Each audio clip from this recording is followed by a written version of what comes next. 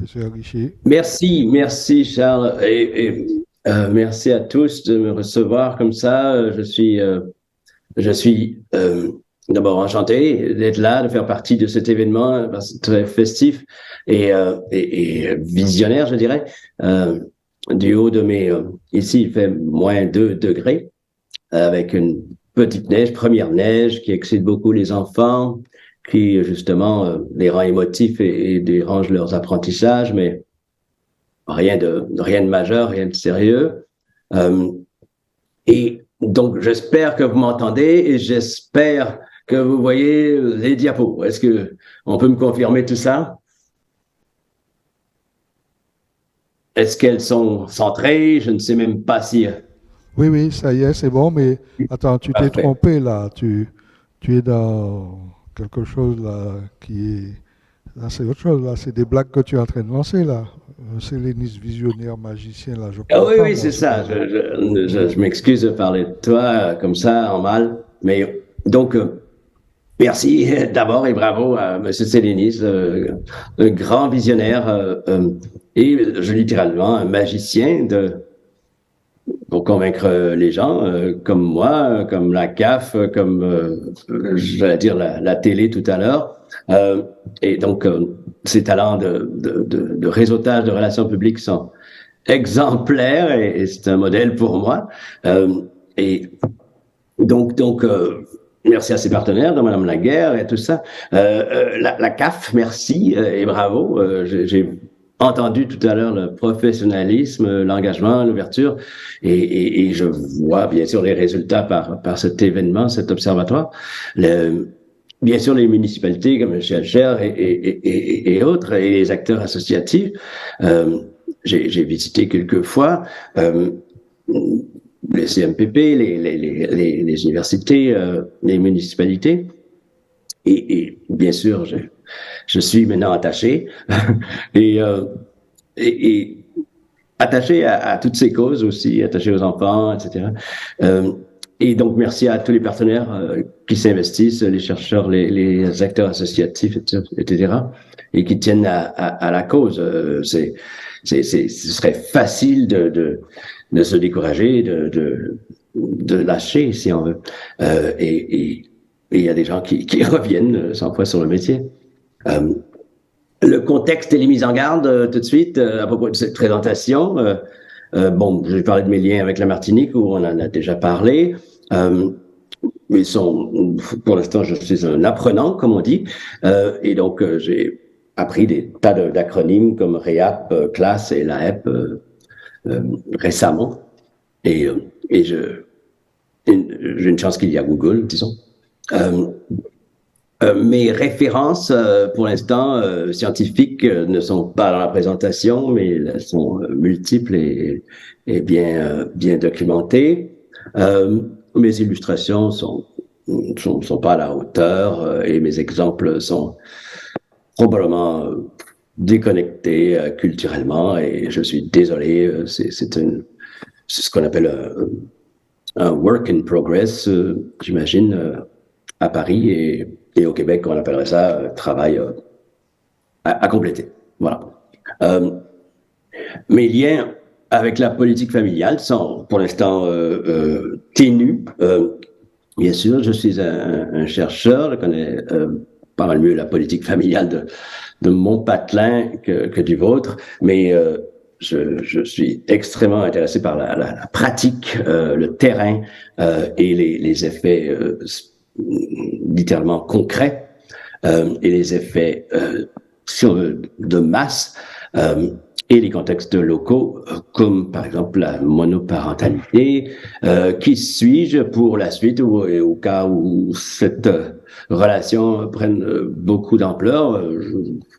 Je vous ai mentionné la température ici. Ça encourage des chercheurs comme moi à augmenter les liens de façon énorme avec des gens qui ont des températures comme les vôtres, bien sûr.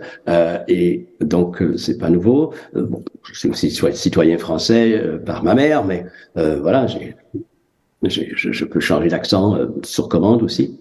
Mais Donc, je suis chercheur en neuropsychologie, c'est-à-dire en psychologie fondamentalement, formé aux États-Unis et au Canada, et en France quelques années, mais aussi en neurosciences, c'est-à-dire donc ce que j'enseigne, c'est la neurobiologie du cerveau, etc. Donc, je peux passer de l'un à l'autre, je suis bilingue, si on veut, euh, dans cette tour de Babel où les gens parlent un petit peu des langues différentes. Mes spécialités sont l'attention, les troubles de l'attention, surtout chez l'enfant, mais aussi chez les adultes, les parents, le contrôle cognitif ou exécutif, comme il s'appelle quelquefois, et on peut littéralement le résumer à la mémoire à court terme et toute la manipulation d'images et de mots que l'on peut faire dans ce tableau mental dans notre tête. Et, euh, et bien sûr, les difficultés, les troubles qu'on peut avoir à propos de tout ça, et entre autres, sa perturbation de cette pensée, cette attention, ce contrôle cognitif et ce tableau noir de notre tête par les émotions. Et bien sûr, donc, ce qui cause des difficultés, qu'on va aborder tout à l'heure, mais aussi qui donne un certain espoir, parce que contrairement à ce que Descartes a popularisé, le corps et l'esprit sont bien intégrés, les émotions sont le moteur de la pensée, il n'y aurait aucune pensée sans émotion, il faut faire avec et il faut s'en servir. Il n'y a pas que des émotions négatives, il y a des émotions très positives, il y a des micro-émotions qui sont en fait beaucoup plus fréquentes que les grandes émotions dont on parle au cinéma et qui font le plus de bruit en famille. Il y a littéralement ces petites intuitions qui nous viennent à la tête et qui sont littéralement issues du bouillonnement dans les consciences, si on veut, et qui nous disent, qui nous alertent sur ce qui pourrait être amélioré, ce qui pourrait être étudié, mieux analysé, etc. Je suis clinicien aussi, c'est-à-dire que je vois les patients, les clients individuels et collectifs en groupe sur les troubles d'apprentissage, sur les troubles d'attention, les troubles cognitifs et les troubles du comportement, par exemple l'opposition et des trucs comme ça. Mes patients les plus jeunes ont 3 ans, mes patients les plus âgés ont 83 ans. Donc, je vais dire, j'ai offert mes services à M. Sélénis pour beaucoup plus tard. Et je suis aussi professeur et vulgarisateur dans toutes sortes de sujets. Et je suis aussi père monoparental. C'est un des rôles le plus prestigieux que j'ai eu à remplir. J'ai failli intituler cette conférence et j'aimerais vous rappeler que je tiens à être interrompu le plus souvent possible, s'il vous plaît, parce que comme ça, j'ai pas l'impression de parler à une salle vide et voilà. Je présume que tout ça sera sur le site de l'Observatoire éventuellement, donc pour référence ultérieure, offline. Mais j'ai failli intituler cette conférence Comment amplifier l'envie d'apprendre, pour être le plus simple possible, parce que apprendre, ce n'est pas littéralement être exposé à l'information et tenter de la retenir par différentes stratégies. C'est de la recherche active, c'est littéralement s'intéresser, s'engager avec le sujet ou l'objet et littéralement entrer en relation, si on veut. Et bien sûr, l'envie d'apprendre a beaucoup de concurrence, dont la vie familiale, le réseau familial, qui peut être positif, négatif, les contraintes, les violences, la négligence, dont on a entendu parler tout à l'heure, la vie sociale, c'est-à-dire on va à l'école, mais on côtoie des groupes selon certains paramètres qui peuvent être je vais dire, favorable ou défavorable, le niveau d'insertion, bien sûr, le niveau d'inclusion et d'exclusion. L'envie d'être apprécié en général, on a parlé tout à l'heure, de maintenir des liens, c'est un travail presque à temps plein pour certains. Bien sûr, à certains âges, l'envie de se comparer, de gérer les rivalités, les conflits, c'est perturbateur sur les apprentissages, mais ce sont des vraies priorités, c'est la vraie vie. L'évasion, bien sûr, les jeux, les loisirs, les dépendances, aux psychotropes et autres, les addictions sont des vrais concurrents majeurs, des facteurs, bien sûr, de décrochage et de changement de priorité.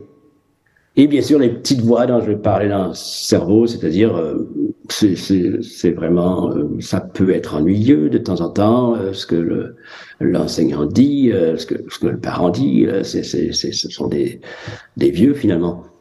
C'est trop fort, c'est trop l'effort, je ne suis pas vraiment à ma place, je préfère autre chose, je préfère le travail manuel, etc. Le travail pratique, ce sont des petites voix concurrentielles à s'intéresser, à poursuivre. Donc, les témoignages de mes patients les plus parlants pour ce sujet-ci, c'est quand il se sent à l'aise et apprécié, il se met à vouloir, et là je suis obligé de changer mon écran.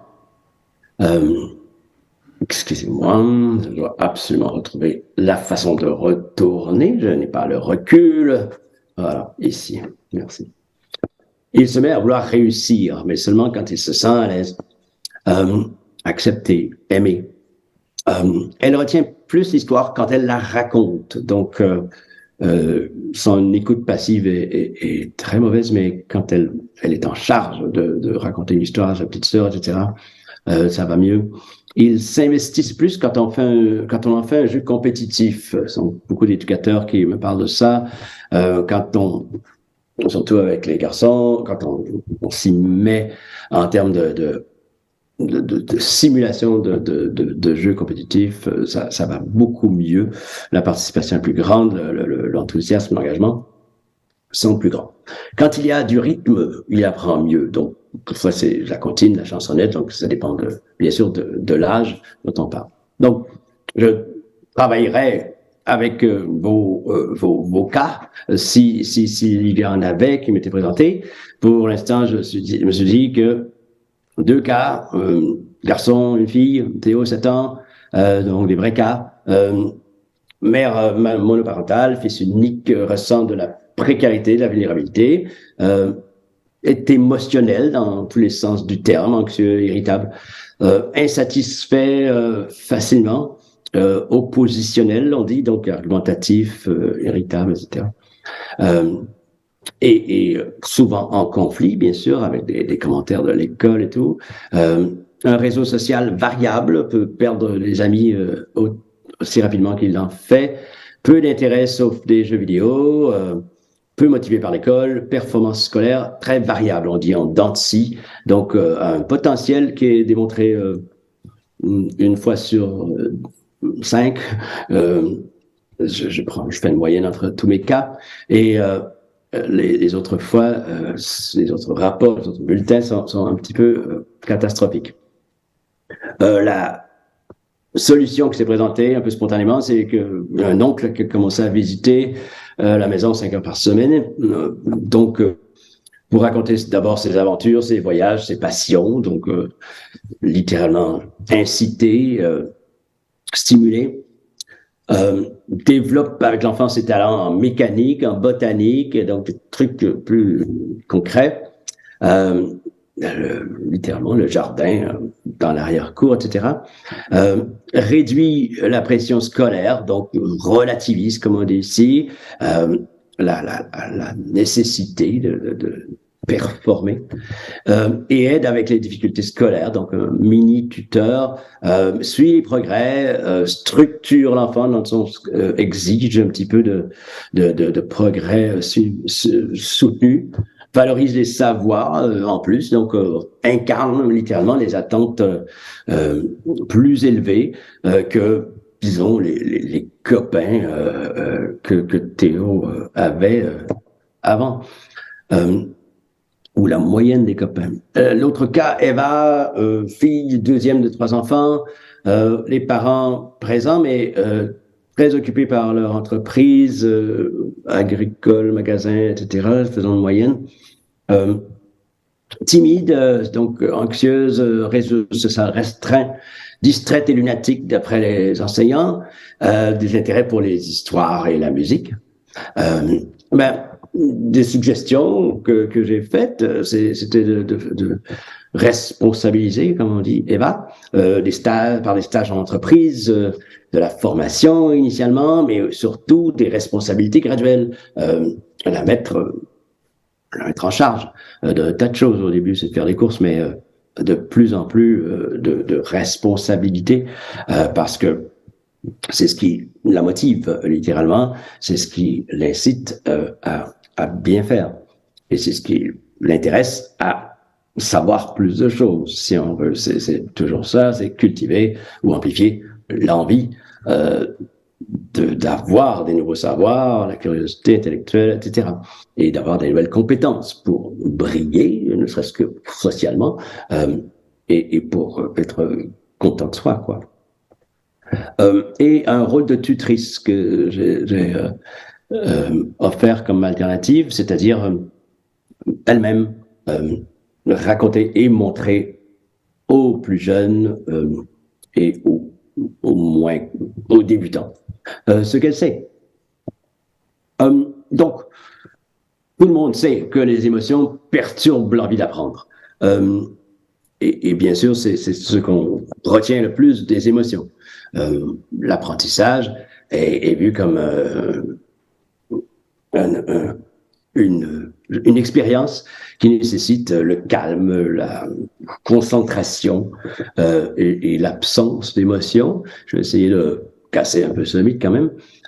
Mais certainement, les stress de sécurité, comme les dangers, les conflits sociaux, familiaux, l'insécurité économique, bien sûr, et la peur de l'abandon, c'est-à-dire mini-négligence et instabilité parentale, etc., peut littéralement créer un tas de contextes cognitifs qui perturbent la paix cognitive nécessaire à l'exploration de nouveaux domaines. Le stress d'estime, je ne suis pas sous-estimer ce stress, ou ces stress, cette famille de stress, le stress de jugement social des pairs à l'école ou dans la cour, dans le quartier, le manque de succès, trop de revers scolaires ou trop de remontrances, fais pas ça comme ça, fais ça mieux, de critiques, quoi, de reproches, le manque de reconnaissance pour ce qu'on fait, le manque de statut, les injustices, jusqu'à l'intimidation et à la dépression, bien sûr, qui représente le summum, si on veut, de la perte d'estime. Il y a une perte, bien sûr, de plaisir, il y a une perte d'ambition, mais il y a aussi et surtout une perte d'estime de soi dans la dépression qui est fondamentale, qui est très importante. Donc, anxiété du côté sécurité et dépression du côté estime, qui sont les grands ennemis d'apprendre. Des émotions négatives dont je parle jusqu'ici capturent l'attention, génèrent des idées intrusives qui, donc, littéralement prennent la place, chassent toutes les thématiques constructives, les idées constructives, les bonnes idées. Les émotions biaisent nos intuitions. On est focalisé sur nos préoccupations, nos inquiétudes, et pourquoi elle a dit ça, qu'est-ce qu'elle voulait dire par là, etc. Si nos intuitions sont biaisées, nos raisonnements sont biaisés, avec de L plaît, et nos décisions sont aussi biaisées. C'est ce qui fait que donc la petite voix dans notre tête va nous dire c'est rasant ce sujet, je ne suis pas bon, l'effort c'est trop dur, etc. Ces émotions, le problème c'est qu'elles d'abord elles s'attrapent, elles sont contagieuses, mais aussi elles s'entretiennent dans notre cerveau dans des boucles qui s'appellent justement l'anxiété ou la rumination ou la colère. Mais ces boucles donc ont tendance envahir l'activité cognitive et surtout nos moteurs de recherche quand on cherche des informations, etc., dans les évaluations et ailleurs. Mais il y a des émotions quand même qui amplifient l'envie d'apprendre. Il ne faut pas rester sur ces émotions bien connues, ce stress, cette anxiété, cette dépression, cette perte d'estime. Le blues, si on veut, il y a littéralement tout un arsenal d'émotions qui viennent littéralement de nos besoins. À chaque besoin, sa gamme d'émotions, qui sont des alliés de l'envie d'apprendre. Je parle de la pyramide de besoins de Maslow, qui est relativement bien connue dans le domaine psychosocial. Nous avons d'abord des besoins physiologiques, bien sûr, et la précarité n'aide pas de ce côté-là, et les besoins de sécurité, et là aussi, la précarité n'aide pas. Mais nous avons aussi des besoins d'appartenance et d'estime, donc je vais surtout m'occuper de ces deux-là, et qui ont leur gamme d'émotions associées, et qui, littéralement, quand on diminue les stress et les émotions négatives, et qu'on amplifie ces quatre-là que je vais discuter, et il y a tout un potentiel qui est généré. En partie, c'est un potentiel qui est quelquefois peut être amplifié simplement par une personne, un adulte, la mère monoparentale, l'oncle, le prof, l'ami, qui a un petit vécu qui peut transmettre, etc., qui donne de l'espoir. Mais pas que. C'est-à-dire que tout l'entourage, le quartier, la culture, j'allais dire les laep de l'entourage, du quartier ou de la commune, peuvent augmenter ces quatre émotions parce qu'elles se conditionnent, elles s'apprennent, elles peuvent devenir des habitudes. Et donc, je vais essayer de les passer l'un après l'autre. Le sentiment d'appartenance, certainement. On peut discuter de savoir si c'est une vraie émotion ou un domaine affectif. Pour l'instant, c'est pas important. L'estime de soi, qui est hyper discutée en éducation, bien sûr, et en psycho. Mais on y revient. Il y a des gens, même un backlash, qui dit on s'occupe beaucoup trop de l'estime de soi et pas assez du par cœur. Donc, je ne veux pas rentrer dans ce débat.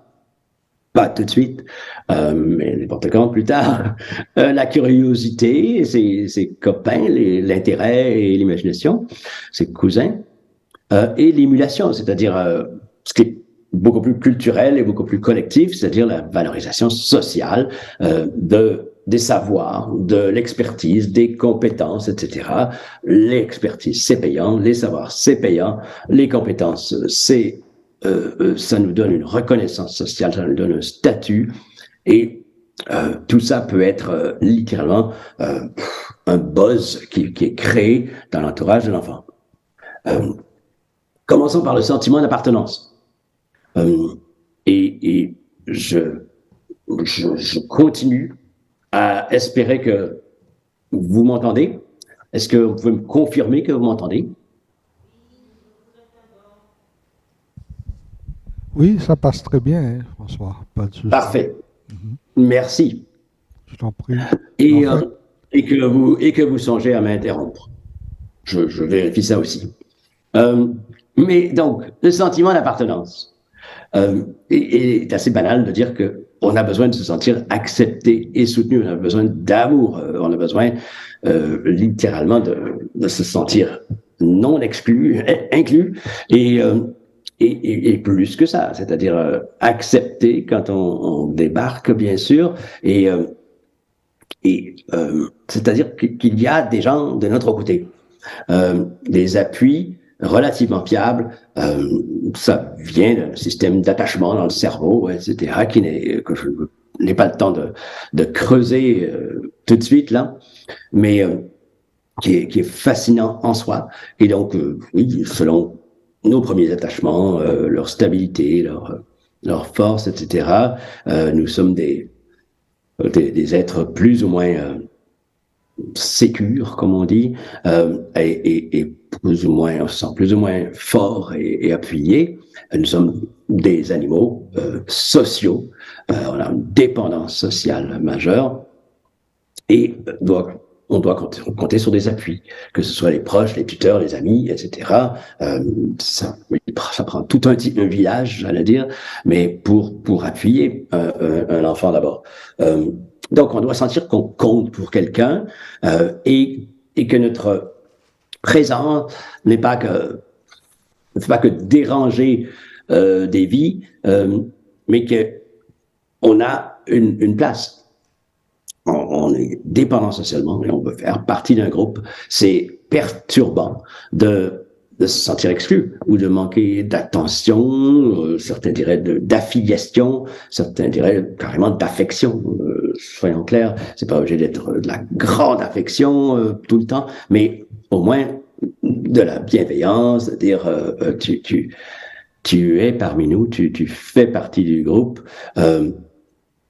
Et donc, de manquer quelque part de tout ça, que ce soit structurel dans notre trait de personnalité à cause de carences très tôt dans notre vie, ou en ligne, c'est-à-dire dans la dernière semaine, vous avez reçu combien de compliments, si on veut, ou combien de sourires.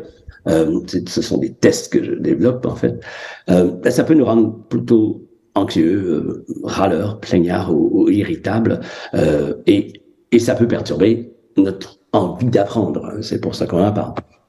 Donc, littéralement, se sentir qu'il y a des gens qui disent qu'ils sont là pour nous, qu'on est à l'aise dans notre environnement, que ce soit à la maison, que ce soit à l'école, qu'on se sent relativement chez nous, qu'on n'a pas cet inconfort, etc., qui nous perturbe, qui nous envoie des petites idées intrusives à toutes les demi-heures, sur lesquelles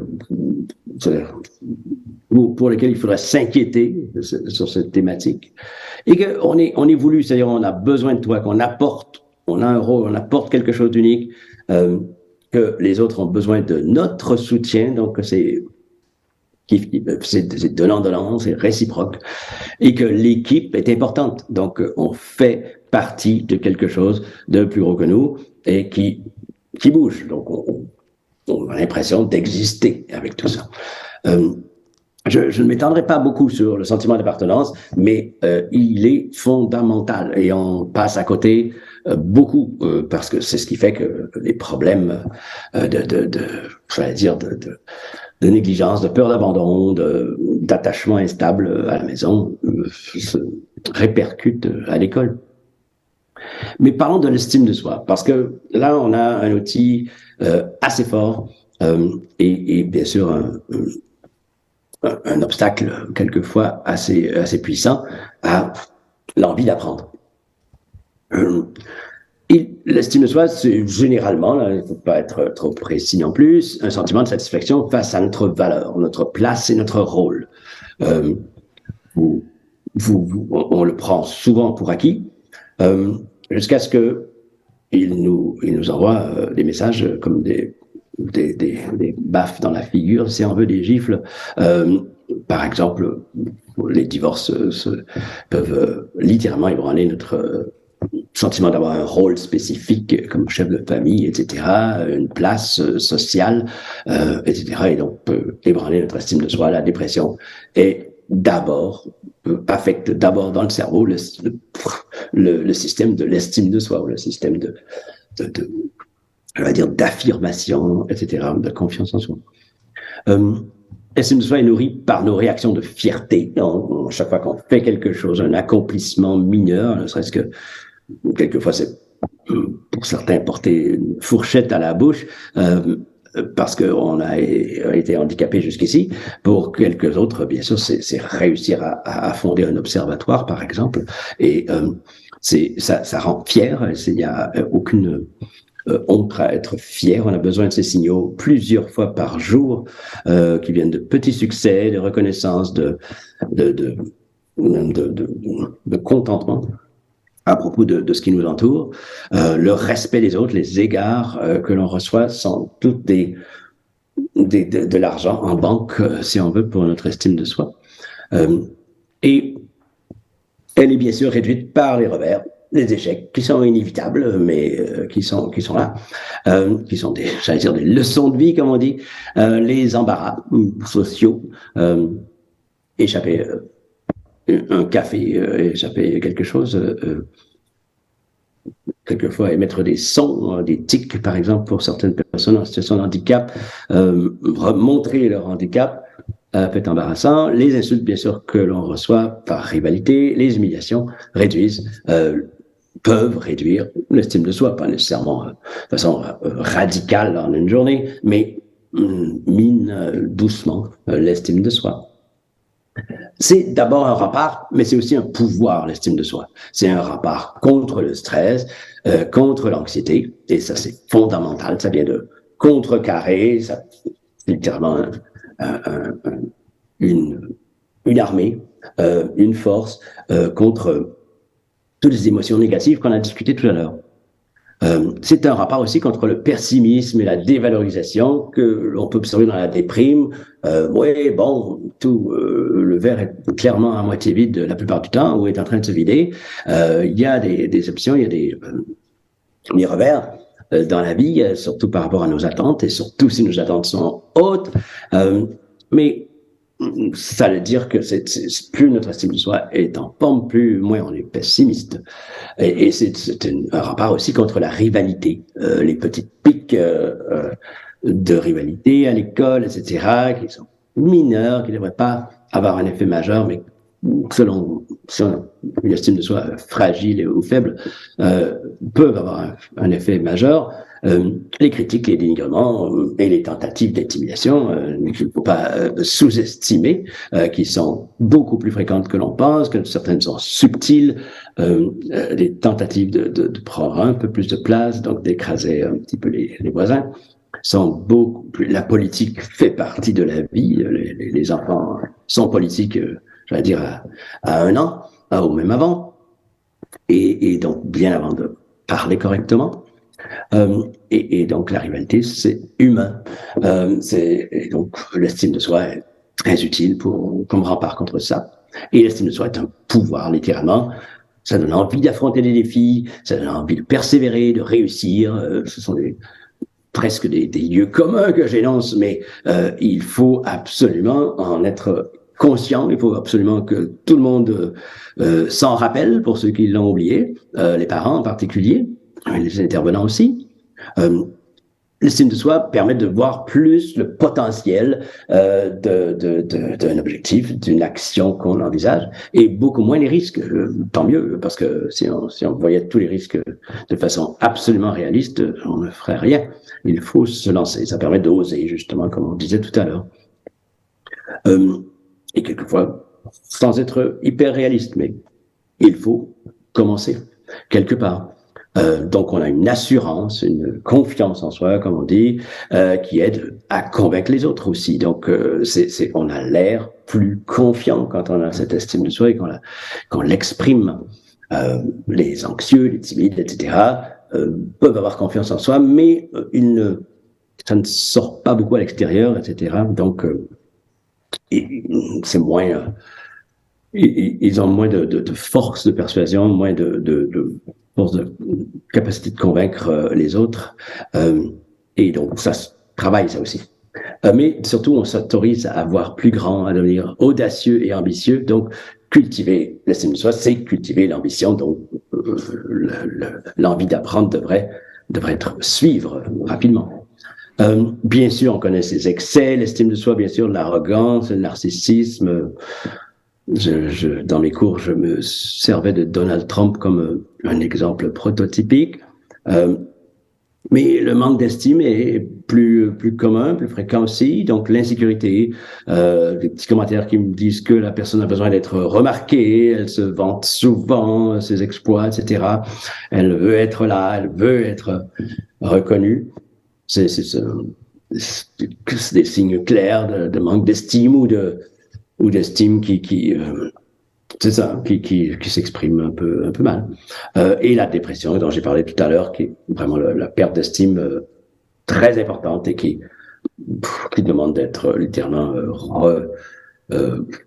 recollée, cette estime, par toutes sortes de choses, y compris aider les autres. Vous n'êtes pas obligé d'avoir des grands accomplissements et de gagner le prix Nobel pour retrouver son estime. Aider les autres suffit parce que ça envoie des petits signaux de fierté à notre cerveau. Et c'est tout ce qu'il faut accumuler, c'est une certaine fierté d'accomplissement social et d'accomplissement personnel. Avancer, quoi. Je passe vite. J'ai déjà terminé ce survol de l'estime de soi qui est fondamental et qui peut, par les exercices concrets que je vais essayer de mentionner tout à l'heure, être amplifié, développé, cultivé. Mais je veux aussi aborder la curiosité. Curiosité pas comme un trait, mais plutôt comme un état qui s'apprend, qui se stimule. Et donc comme un état émotionnel, disons-le. Il y a encore plein de débats là-dessus, mais c'est en fait le désir d'investiguer ou d'explorer. C'est basé sur une satisfaction sensorielle. D'abord, tous les enfants et plusieurs animaux veulent voir ce qui est caché derrière. S'ils savent que quelque chose est caché, on veut être observateur, on veut être un peu voyeur tous. Ou une satisfaction cognitive, résoudre un mystère et procure une dose de dopamine dans notre cerveau, donc et renforçant, comme on dit en psychologie, est un plaisir, est un motivateur. Et tout le monde sait que le stress général d'insécurité ou de manque d'estime réduit cette curiosité parce que c'est un compétiteur, une motivation concurrente. Et donc, qu'est-ce qu'on fait avec la curiosité, comment l'amplifier, etc. Ben, on sait qu'elle a des déclencheurs naturels ou des stimulants naturels. Les secrets, les mystères sont les classiques qui titillent, comme on dit ici, la curiosité, la surprise, la fascination. Il n'y a qu'à voir le succès de Instagram, TikTok, Twitter et autres, les envies de voir la vie des gens riches célèbres, toutes sortes de fascinations, que ce soit pour les chats ou pour enfin, peu importe, pour savoir que une certaine fascination qui peut être utilisée pour amplifier la curiosité. Donc, pourquoi le système d'éducation n'utiliserait pas les mêmes outils, pas nécessairement les mêmes outils numériques, mais l'entrée par la psychologie de la fascination. Nous avons le droit d'être aussi impressionnants, aussi surprenants, aussi émerveillants que n'importe quelle autre industrie. Les jeux, bien sûr, piquent la curiosité parce qu'il y a une suite, parce qu'il y a une séquence, parce qu'il y a une anticipation, donc une expectative, donc comme dans les mystères, les secrets. Donc cache-cache, le jeu de cache-cache est le prototype, si on veut, sur lequel on peut baser beaucoup de développement de curiosité et on peut, selon moi, booster la curiosité de chaque enfant. Par 2 ou par 10, de façon assez banale, c'est-à-dire sans des millions d'euros, disons, simplement en établissant des nouvelles modes culturels sur comment on interagit avec eux. En apprendre sur soi, c'est un déclencheur naturel aussi de la curiosité. C'est pour ça que je veux absolument instaurer de l'apprentissage de type connais-toi toi-même dans les écoles, dans le système scolaire, et je pousse là-dessus du point de vue politique dans mon département, si je peux l'appeler comme ça, ma province. La curiosité se développe quand découvrir et explorer devient amusant et payant. C'est cette dose de dopamine que l'on obtient. Quand c'est aussi facile, c'est-à-dire que ça doit concurrencer avec le jeu vidéo du coin qui est sur la table, ça doit être bien vu par l'entourage, par la société, et c'est là que la CAF, que tous les intervenants, que l'observatoire peut intervenir. Et la curiosité doit être ancrée dans les habitudes, c'est-à-dire que ça doit faire partie de des conversations, des façons de briller devant les adultes, devant nos pairs, etc. On doit montrer, on doit faire que on n'est pas seulement très au courant des dernières tendances en termes, j'allais dire, vestimentaires ou de danse TikTok, mais on doit aussi sentir que ce qui est valorisé, c'est ce qu'on vient apprendre littéralement, soit dans les médias, soit ailleurs, soit dans simplement la bouche à oreille du quartier. C'est un outil de développement naturel.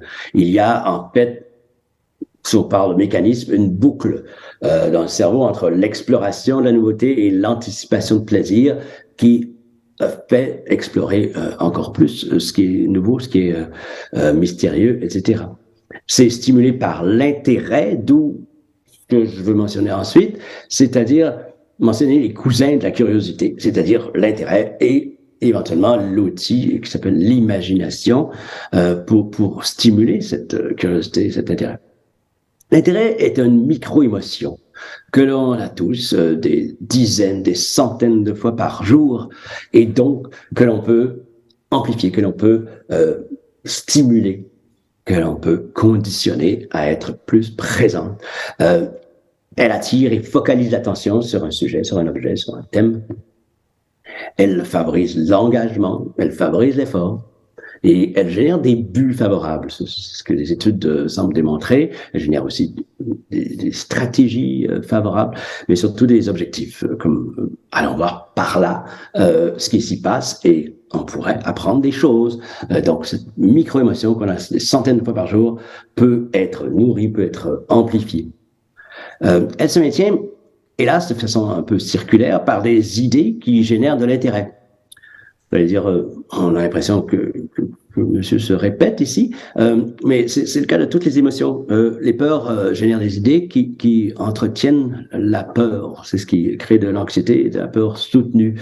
L'irritation génère des idées qui nous mettent encore plus en colère. Et donc, c'est tout à fait normal qu'on ait des boucles émotionnelles dans la tête et qu'elles passent par des idées que ces émotions ont générées de toutes pièces, micro-émotions inconscientes, mais qui littéralement génèrent des idées quelquefois qu'on appelle intrusives, mais quelquefois qui s'appellent des idées créatives, donc peut-être très positives. Et donc, comment on fait pour stimuler cette boucle, j'allais dire cette pompe, la démarrer? Par des informations justement surprenantes ou fascinantes, la surprise, l'émerveillement, etc. Et par notre imagination. Il faut que littéralement on ait l'habitude ou l'envie ou la personnalité d'imaginer des trucs, de se surprendre soi-même, de se fasciner soi-même et donc c'est ça, de se faire un peu un cinéma tout à fait productif. De se faire des films, mais dans le bon sens du terme. Donc, ça me mène de la curiosité à l'intérêt, à l'imagination, qui est la façon la plus simple, sauf si on passe notre temps sur YouTube et au Cinoche, mais chez nous, plus personne va au Cinoche, de s'auto-stimuler, c'est l'imagination. Ce sont des explorations de type ici, c'est-à-dire donc génération de possibilités nouvelles et peu explorées. Bien sûr, avec une sélection dans notre cerveau ou dans notre groupe, au niveau social, une sélection selon l'originalité, la nouveauté des associations ou le fait qu'elles sont imprévisibles, parce qu'on peut encore générer de la surprise et de la fascination.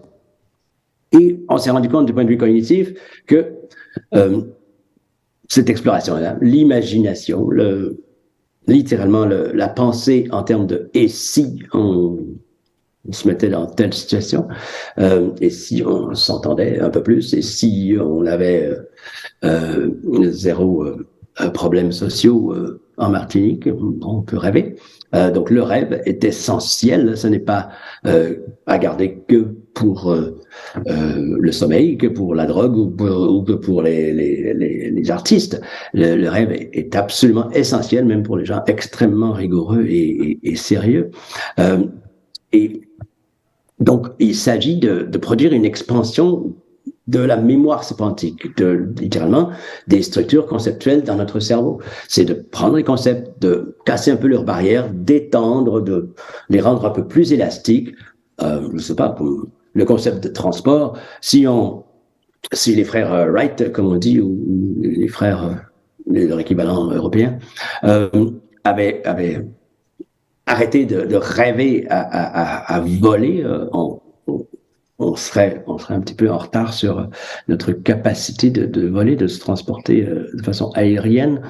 Et donc, il faut absolument pousser les concepts ou les connaissances que l'on a actuellement et littéralement inventer avec ces concepts, pousser leur définition. Donc, la science-fiction, si on veut, est la base de la science future, si on veut. Voilà. Donc, deux petits exemples que je veux donner, que je vais essayer peut-être de développer dans des formations que je vais suggérer, proposer à l'Observatoire et que j'ai commencé à développer ici pour justement l'Institut des troubles d'apprentissage. Mon but est littéralement de pondre du matériel écrit, vidéo et des exercices, littéralement, pour les éducateurs, mais aussi pour les intervenants et pour les parents, parce que je crois qu'il y a des outils qui développent l'imagination, qui développent l'estime de soi, certainement, ça c'est beaucoup mieux connu, et le sentiment d'appartenance aussi. Mais restons dans le domaine de l'imagination, je crois beaucoup à créer des histoires, je crois beaucoup à s'amuser, hein, justement parce que c'est ludique, à partir d'une situation, d'une anecdote ou d'un événement inusité, je ne sais pas, une baleine qui faisait des siennes dans la baie de Schœlcher, je ne sais même pas s'il y a des baleines dans la baie, mais bon, des tests ou des activités que l'on utilise souvent dans la littérature en psychologie, c'est les usages multiples pour des objets communs, comme une chaussure. Quels sont les 50 nouveaux usages que vous pourriez trouver pour une chaussure ou pour un bâton de bois? Ça, c'est un étage ou un niveau de difficulté plus élevé. Et si on devait survivre en forêt, on ferait quoi pour l'eau, pour etc., pour manger, etc. Et si on voulait se téléporter, si on tombe un peu dans la science-fiction, quels seraient les paramètres? Il ne s'agit pas d'un cours d'ingénieur, mais à 8 ans, quels seraient les choses dont il faudrait un peu tenir compte et comment vous envisagez la chose. Donc, il n'y a pas de contrainte, il n'y a pas de limite de base, sauf garder l'auditoire intéressé, si on veut créer une narration captivante, qui continue à surprendre, qui continue à intéresser. Donc, c'est en produisant ce genre d'histoire qu'on devient bon à produire ce genre d'histoire. Et donc, c'est littéralement comme l'exercice, le jogging, comme on dit ici. C'est dur les premières fois, mais on y prend goût et on devient meilleur et on est content d'être meilleur et ça, on y prend encore plus goût. C'est une boucle vertueuse. Non virtuelle.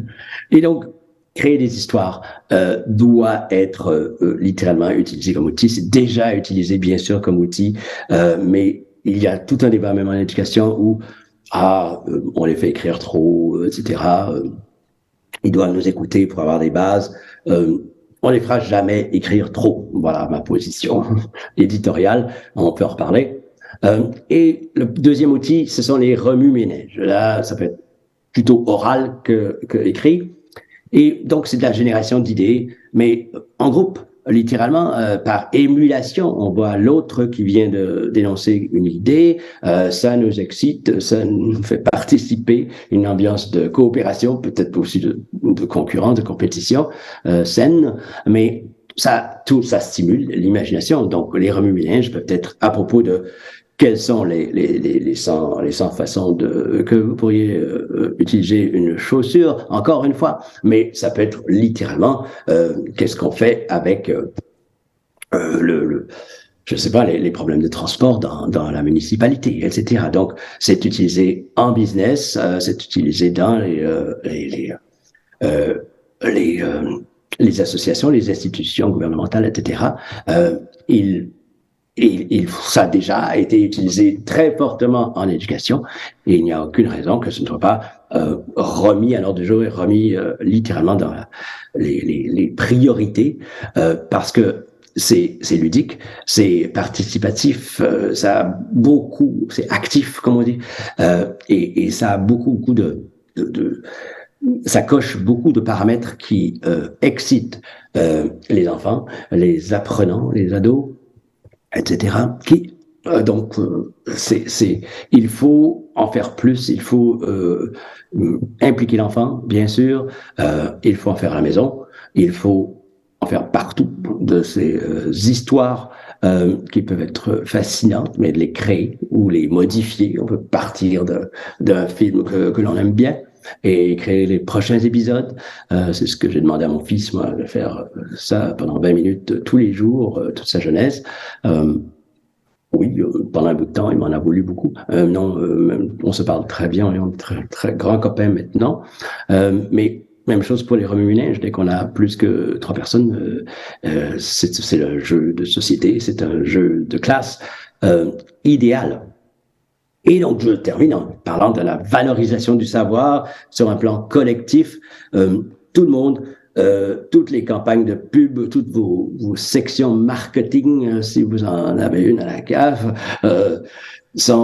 devraient être impliquées dans la valorisation du savoir. C'est-à-dire, c'est prestigieux, c'est c'est cool, je ne sais pas quelle est l'expression des jeunes maintenant, même si j'en ai autour de moi, mais des fois je ne les comprends pas. Et donc, il faut savoir que tous les humains, enfants et adultes, sont très sensibles à ce qui est important pour leur entourage. Il y a cette contagion émotionnelle, bien sûr, mais aussi cette transmission de valeurs. Les enfants, une des premières choses qu'ils font, c'est regarder le visage de leur mère, de leur père, et de dire est-ce qu'il y a lieu de s'inquiéter, est-ce qu'il y a lieu d'être joyeux en ce moment, et qu'est-ce qui est important pour cette personne-là?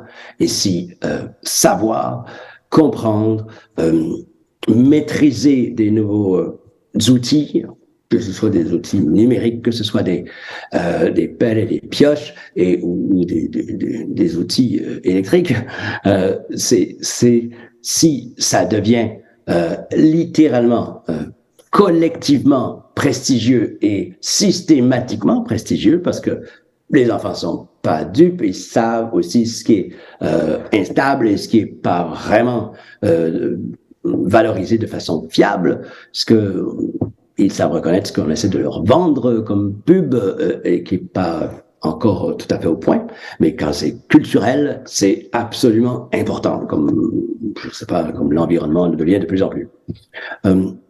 Donc, c'est ça, c'est la transmission de valeurs mobilisatrices, comme l'expertise, c'est payant, l'expertise, ça augmente l'estime de soi, l'expertise, ça augmente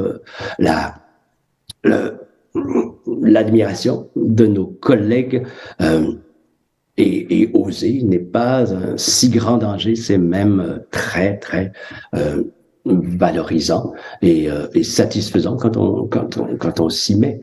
Donc, c'est vraiment ce que je voulais dire du point de vue strictement surfing superficiel. Je vous remercie de l'écoute et j'espère que ça peut éventuellement déboucher sur des politiques, des outils, du matériel qui peut faire du bien, littéralement, aux familles et à leurs principaux animateurs, les parents. Merci à vous tous.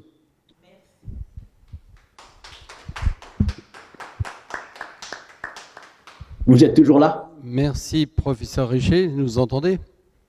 Oui, absolument. Merci pour cette présentation à la fois éclairante et puis structurée et accessoirement humoristique. Il y a des choses qu'il faut savoir dédramatiser, vous avez su le faire. Alors après, la question se pose, c'est comment diffuser cette lecture que vous faites de l'importance des émotions en direction des publics, que ce soit des accompagnants, que ce soit des acteurs de terrain. Parfois, et c'est pas à vous que je vais apprendre ça, les parents notamment étant pris dans des situations difficiles pour lesquelles ils n'ont pas forcément les réponses, ont du mal à penser d'abord à cet aspect humoristique ou prendre les choses autrement ou dédramatiser, etc. Cette mise à distance n'est pas forcément facile quand on est soi-même pris dans l'action. Absolument. Tout à fait d'accord. Et je ne vais même pas... ma réponse va être très humble. Je ne vais même pas prétendre que j'ai des solutions faciles et universelles à ces grandes questions, parce que je suis parent aussi. Bien sûr, donc il faut se mettre dans d'abord, il y a des situations très différentes qui existent. Il faut se mettre dans la peau de différents parents qui ont des profils extrêmement différents. Mais je crois que je suis un grand rêveur. Je crois que c'est une question d'attitude générale. Si le mot d'ordre, c'est-à-dire si on sent l'urgence, j'essaie de voir, d'imaginer la France en 1942 pour les vieux. Londres aussi, l'Angleterre en 1942-3. L'urgence, la nécessité qui, elle est mère de l'invention, elle est d'abord amplifiable et donc je dirais que c'est vraiment une question de réaliser la faisabilité, c'est-à-dire que les enveloppes budgétaires ne seraient pas gaspillées, elles seraient extrêmement bien placées. Il faut, si vous voulez parler comptabilité, le retour sur l'investissement serait immense. Tous les investissements, par exemple, en santé mentale, on dit que le retour sur l'investissement est à peu près de 600%. Donc, pour chaque 100 000 euros investis, il y a 600 000 euros de prévention de problèmes sociaux, de criminalité, de manque de perte de productivité, etc. Eh bien, ce genre de campagne psycho-éducative ou psychosociale, le retour sur l'investissement est encore plus élevé que 600%. Donc, je parle souvent à des fonctionnaires et des décideurs, et donc je mets l'emphase sur ça. Et c'est bien sûr pas la priorité de tout le monde, mais il faut parfois parler de fric. C'est littéralement le genre de campagne qui fait que les gens pensent plus souvent à ce genre de trucs, les parents, et en font des conversations. Donc, en plein l'AEP, etc., et autres acronymes que je n'ai pas encore maîtrisés. Si les conversations vont du côté, au moins pour une portion, du côté nous voulons mousser le prestige des savoirs ou de la valorisation des savoirs, comme on dit, et dans tous les sens, dans le sens individuel et dans le sens littéralement des interactions. Tout ce qui manque, c'est l'accès au matériel. Je suis d'accord, l'observatoire peut certainement servir à ça, mais il faut un peu un accès qui soit direct, c'est-à-dire commencer quelque part, donner bouts de fil sur lesquels les parents peuvent tirer. Et donc, les bouts de fil que j'allais recommander, et je vais être plus explicite dans les prochains mois pour en parler avec M. Sélénis et autres, les autres partenaires, c'est littéralement des conversations, les temps d'interaction.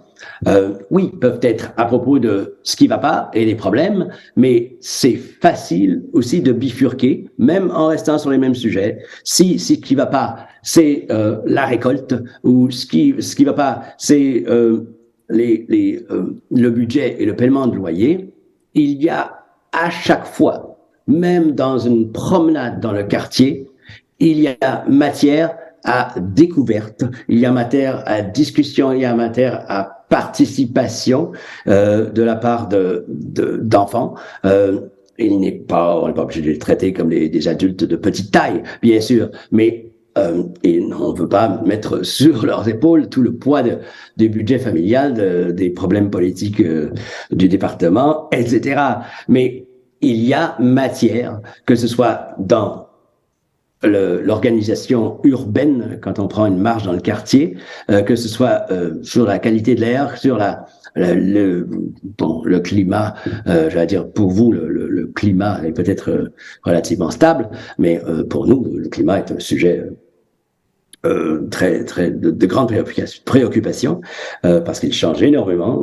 Disons, on peut perdre 30 degrés dans une journée ou les regagner. Et donc, il y a dans tous les sujets, même la détresse la plus profonde, il y a dans le sujet, par exemple, de la tristesse et des conflits, il y a une matière d'enseignement, si je peux l'appeler comme ça, ou d'interaction constructive pour augmenter la curiosité et l'imagination, qui est extrêmement riche. Donc, tout ce que je souhaite, c'est qu'il y ait quelques fils, d'Ariane ou pas, à tirer, qui soient donnés littéralement en première ligne par vos intervenants, et que le reste se fasse, bien sûr, selon les capacités, selon la motivation de chaque parent, mais qu'il y ait ce branle-bas de combat, cette mobilisation sur des concepts extrêmement simples qui vont faire boule de neige, et de rassurer ou de convaincre d'abord les parents que ça va faire boule de neige. Après, eux peuvent trouver tous les exemples qu'ils veulent, tous les jeux qu'ils veulent pour mettre ça en action. Et s'ils ont accès à un site web, tant mieux. S'ils ont accès à des conversations entre parents ou avec des intervenants dans ces lieux d'interaction, tant mieux aussi. Il y a beaucoup de points d'entrée. Ce qui compte, c'est vraiment cette campagne de pub. Si on réussit, par exemple, à faire des campagnes de pub pour porter la ceinture de sécurité dans les bagnoles ou arrêter de fumer etc. Faire attention au cancer de la peau ou mettre de la crème solaire. On peut faire la même chose avec la curiosité est fondamentale au futur individuel, c'est-à-dire le niveau de richesse de cet enfant. Il a envie probablement d'être moins pauvre, il a envie de s'amuser plus, et il a envie d'être plus populaire avec ses pairs. Donc, on a des accroches qui sont très importantes là. M'excuse, je parle trop. Non, pas du tout. Vous ouvrez des portes, vous défrichez, vous donnez envie aussi. Donc voilà, moi je ne sais pas s'il y a des questions dans la salle. Non, écoutez, je crois que vous intervenez encore durant cette semaine inaugurale, d'après le programme. Oui, tout à fait. Donc ce sera avec plaisir sur une autre commune et avec une autre équipe. Mais dans la mesure où nous avons accès à toutes ces interventions sur la chaîne YouTube, je pense qu'on pourra suivre à nouveau vos propositions dans d'autres domaines. En tout cas, merci infiniment de votre intervention très personnalisée en fait et directe. Hein. Je ne sais pas comment tout le monde l'a reçue, Mais je pense que c'est aussi comme ça qu'il faut oser, en fait, en tant qu'accompagnant, en tant qu'institution, mais en tant qu'acteur, etc., rassurer et puis dire que c'est possible de réussir et de progresser. Merci beaucoup, en tout cas, à vous. Merci à vous et bravo, bravo. Je suis vraiment admiratif de votre travail et de ce que j'entends depuis quelques jours et quelques mois de chez vous. C'est vraiment, ça me donne un grand optimisme et une grande envie de participer. Merci beaucoup. Merci. À très bientôt. Au revoir. Et au revoir. Au revoir.